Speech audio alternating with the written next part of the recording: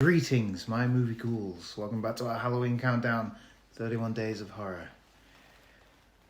I'm hoping I get through this before I turn, so here goes.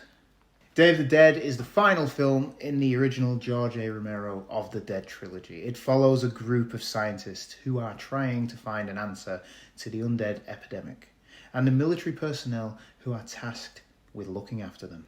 The opening scene is an amazing feat in showcasing how the world is dead. A city street is deserted except for trash and abandoned cars. A small group of survivors in a helicopter are shouting for any survivors and trying the long-wave radio to see who else is left in the world. But all they seem to find is the dead, and the reintroduction of the dead is one of the creepiest scenes in film.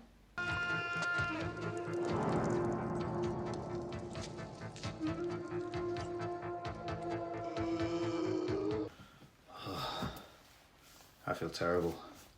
The survivors head back to the secluded underground bunker where the fence keeps the dead out, and they're safe underground. Well, at least from the dead. Day of the Dead is not the best of the Living Dead movies, in my opinion. It's Dawn of the Dead. But Day of the Dead has the best human character development.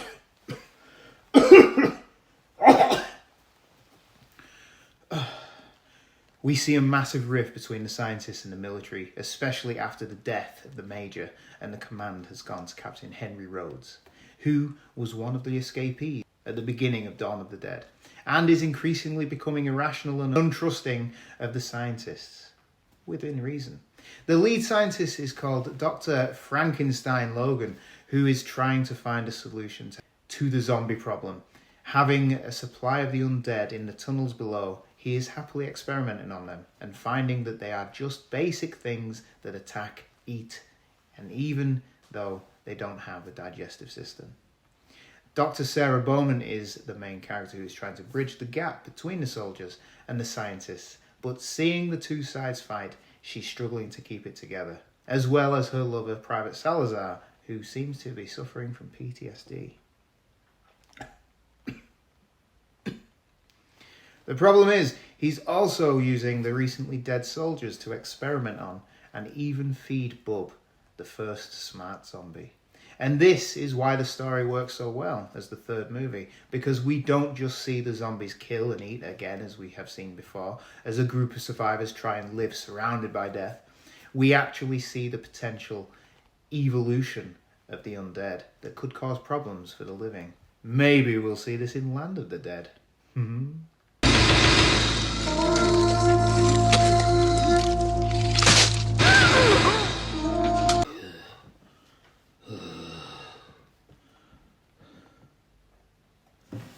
The story is good. It's different enough from the other films where they were just survivors surviving or trying to find somewhere to live. We have the ones who are trying to solve it, trying to study it, and it's a nice change of pace. But in the end, the bunker falls when Captain Rhodes sees that Frankenstein is feeding his men to his pet zombie Bub. He tries to kill the rest of the scientists and escape using the only helicopter. But Salazar, after losing his arm to a zombie bite, decides to punish Rhodes and let the horde of the undead into the base.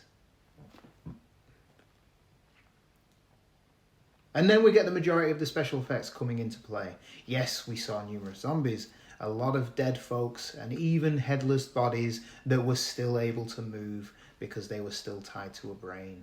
But the death scenes of the soldiers are excellent. These are the ones that were copied by films like Shaun of the Dead.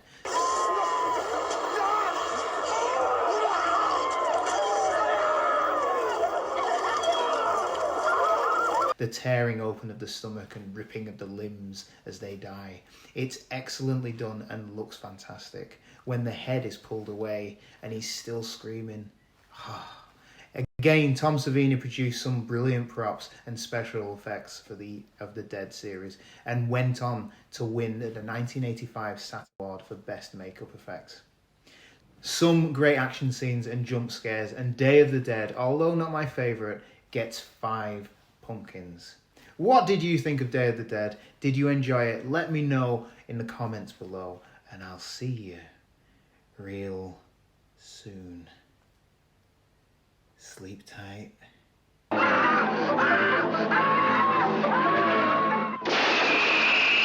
George A. Romero's Day of the Dead.